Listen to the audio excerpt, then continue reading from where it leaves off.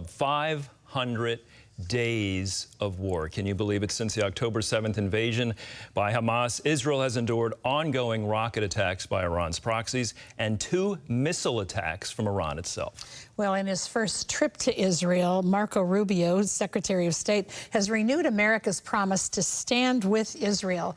And he's calling for an end to Hamas and also targeting Iran as the main culprit, which seems to be as it should be. Chris Mitchell reports.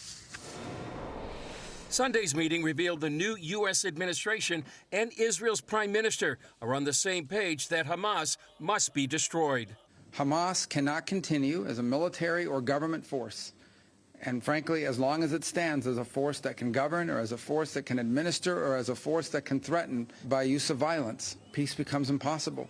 They must be eliminated. It must be eradicated. Netanyahu again backed President Trump's plan to help Gazans leave the devastated territory while others rebuild it under U.S. control. He says many Palestinians want to leave, but Hamas won't let them. Everybody said this is the largest open-air prison in the world. Not because of us. We tried to get the population to leave, to get them out of harm's way, and Hamas, with rifles, with gunfire, tried to prevent them from leaving. Netanyahu also said he and the Trump administration see eye to eye on the threat from Iran.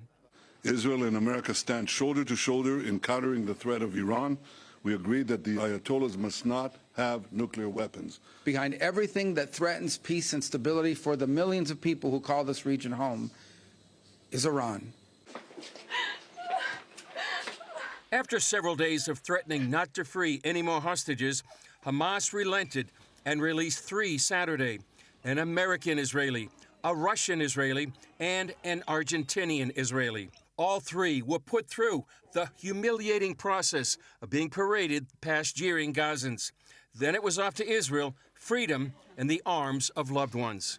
Last week, Trump demanded all remaining hostages be freed by Saturday, but he says he's leaving the matter in Israel's hands. I told Bibi, you do whatever you want. That'll be up to Israel what the next step is, in consultation with me.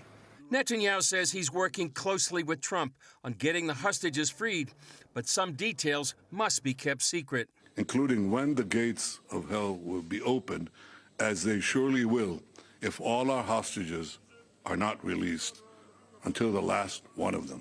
There is absolutely no way that the Trump administration will not see this through. Now negotiating teams begin laying the groundwork for Phase 2 of the ceasefire. Monday marks 500 days since October 7th. Today, the Jerusalem Post published this banner headline with 500 days and a yellow ribbon with the names of all the hostages taken by Hamas on that fateful day. The prayer and hope for all of Israel continues to be that all of the hostages will come home.